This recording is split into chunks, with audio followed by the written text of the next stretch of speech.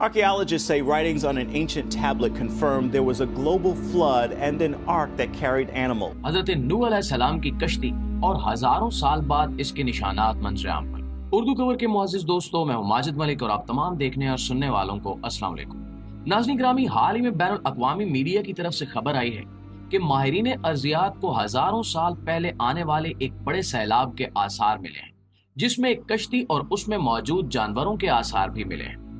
اس خبر کے سامنے آتے ہی پہلی جو ایک چیز مسلمان کے ذہن میں آ سکتی ہے وہ یہی ہے کہ کیا حضرت نوح علیہ السلام کی کشتی ڈھونڈ لی گئی ہے؟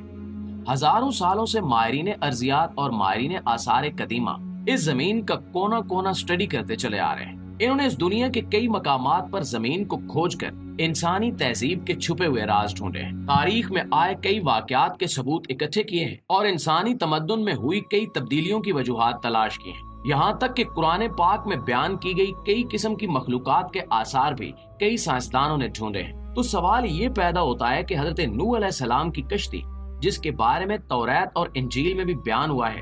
اس کے آثار آج تک کسی جیولوجسٹ یا کسی آرکیالوجسٹ کو اب تک کیوں نہیں ملے؟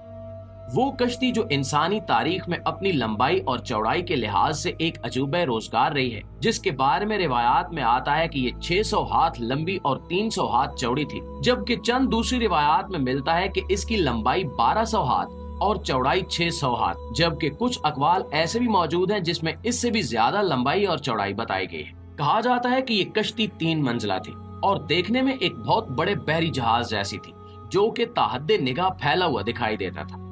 اس کے سب سے نچلے حصے میں جنگلی جانوروں اور چوپایوں کو رکھا گیا تھا، درمیانی حصہ انسانوں کے لیے بنایا گیا تھا، جبکہ سب سے اوپر والا حصہ تمام قسم کے پرندوں کے لیے مخصوص کیا گیا تھا۔ پیارے ساتھیوں، جیسا کہ ہم سب مسلمان جانتے ہیں کہ حضرت نوح علیہ السلام کی قوم ایک بہت بڑے سیلاب کی صورت میں عذاب الہی کا شکار ہوئی تھی۔ یہ سزا حضرت نوح علیہ السلام کی قوم کو ان کی نافرمانیوں کے سبب دی گئی تھی، جب ان لوگوں نے اللہ کی حدود کو پامال کرنا شروع کیا اور پیغمبر خدا کی بتائی ہوئی ہر بات کو جھٹلانے لگے۔ حضرت نوح علیہ السلام نے 950 سال تک اپنی قوم کو ایک اللہ کی عبادت کرنے کا درس دیا،